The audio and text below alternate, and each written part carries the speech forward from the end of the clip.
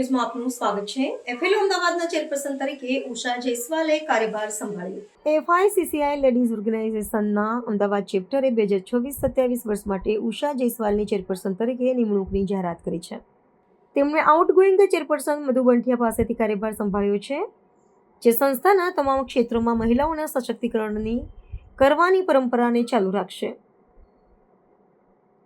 એફઆઈસીસીઆઈ ladies ઓર્ગેનાઇઝેશનનો એક ભાગ એફએલઓ અમદાવાદ મહિલા ઉદ્યોગ સાહસિકતા, નેતૃત્વ અને વ્યવસાયિક વિકાસને પ્રોત્સાહન આપવામાં મહત્વપૂર્ણ ભૂમિકા ભજવે છે. આ ચેપ્ટરે વિવિધ પહેલોને કાર્યક્રમો દ્વારા તકો ઊભી કરવા, નેટવર્ક બનાવવા અને મહિલા નેતૃત્વ હેઠળના સાહસોને સમર્થન આપવા માટે સતત કાર્યરત રહ્યું છે. આ વિઝનને આગળ વધારતા ઉષા જયસ્વાલ મહિલાઓ ઉદ્યોગ સાહસિકોમાં ક્ષમતા નિર્માણ પર ધ્યાન કેન્દ્રિત કરીને સંસ્થાના પ્રયત્નોને વધુ મજબૂત બનાવવાનો ઉદ્દેશ ધરાવે છે. તેમનો અભિગમમાં મહિલાઓને વ્યવસાય સંચાલનમાં વધુ સક્ષમ અને આત્મવિશ્વાસી બનાવવા પર ભાર મૂકે છે. સાથે સાથે મહિલાઓ દ્વારા સંચાલિત ઉદ્યોગોને સમર્થન આપવામાં માટે રચાયેલી સરકારી યોજનાઓ અંગે જાગૃતિ વધારવાનો પણ છે. તેમણે ફિક્કી સાથે જોડાયેલી મહિલાઓ માટે એમએસએમઈ નોંધણીના મહત્વ પર પણ પ્રકાશ પાડ્યો છે, કારણ કે તે માળખાગત વિકાસ, નાણાકીય તકો અને નીતિ લાભો મેળવવામાં મદદરૂપ થાય છે.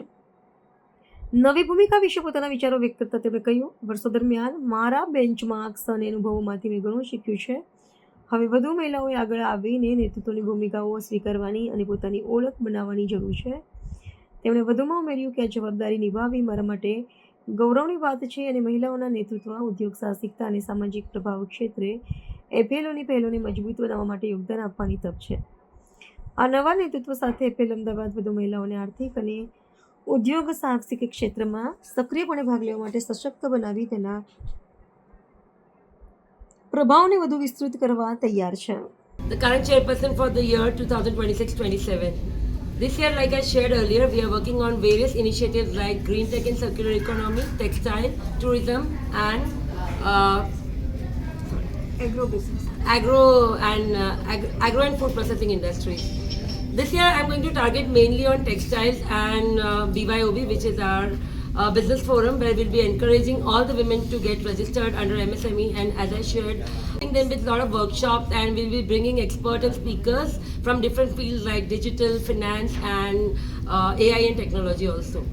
How many women will be participating this year? So generally, in our bigger events, we have women, say around 300 people. But for smaller events where we do workshops like this, we get around 70-80 members, which is a good number for us, because ultimately we want to target the business owners of Flow, where our aim is to bring them from 10x to 100x.